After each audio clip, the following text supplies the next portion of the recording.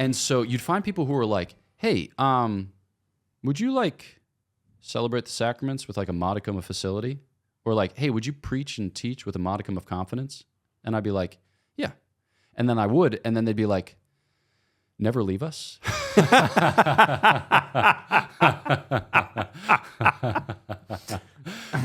Well, we'll get to sending you back to them later. Yeah, exactly.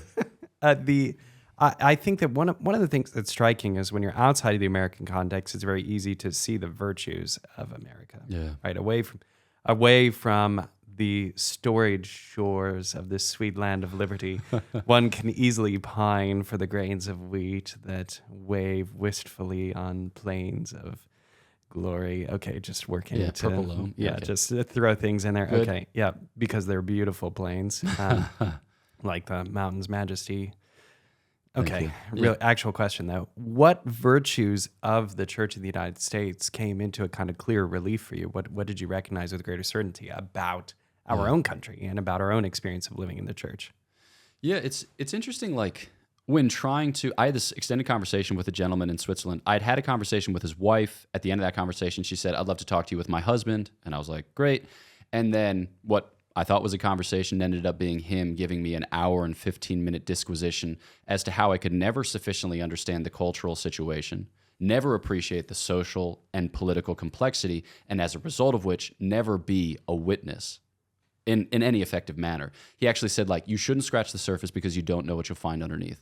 And like at the end of the day, like I'm not that courageous of a person, but I was so sad and so angry, and at that point so done with the conversation that I just said, with all due respect, I will always scratch the surface because I know that what I find underneath always corresponds to the gospel. Like that Jesus Christ is the same yesterday, today, and forever, and that he can always teach into, preach into, minister into that space and pull people from whatever darkness they've descended into by the light.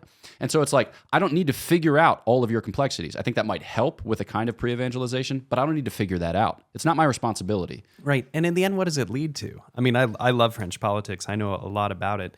And the one thing I know is that I don't know anything about it. Yeah. Like to what end? Yeah. To what end does it really lead? Because I will never be a French citizen, and I will never vote in France. And yeah, it's like, but when you bring it back to the American setting, I think one thing that commends our American approach to the life of faith, or the American church more broadly, is that there's a kind of like virginal innocence to it. Like, and I think that the way that it registers for a lot of people of deeper cultural roots is it's overly earnest, it's somewhat dopey, it can sound commercial and crass, it might be a little too esteemed of its own excellence, or a little too appreciative of its own. Like, we're just kind of like glitzy and glammy, and you read any Agatha Christie story and you find that the American always comes across as a self-styled, kind of enterprising mogul who thinks we just need to throw money at it. And I think that's what a lot of people think about America, and I think it's probably true to a certain degree or extent, But like, because of the kind of virginal innocence, we don't have the complexity, and I think a lot of people, as a result of which, are like, well, what are we going to do today? Like, how's this going to go?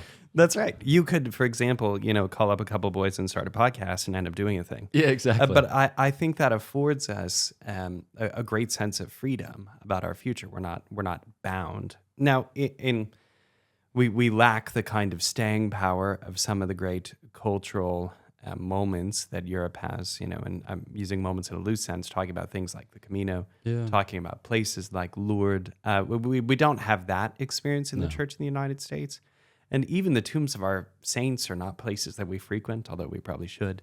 A sidebar, American dudes, get yourself canonized. Yeah. Like, let's go. What's the deal with not any American-born American saints yet?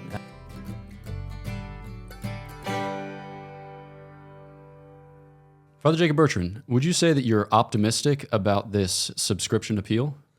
No. Would you say that you're optimistic about anything? No. Well, I am. Folks, go ahead and subscribe to the YouTube channel. We greatly appreciate it. Cheers.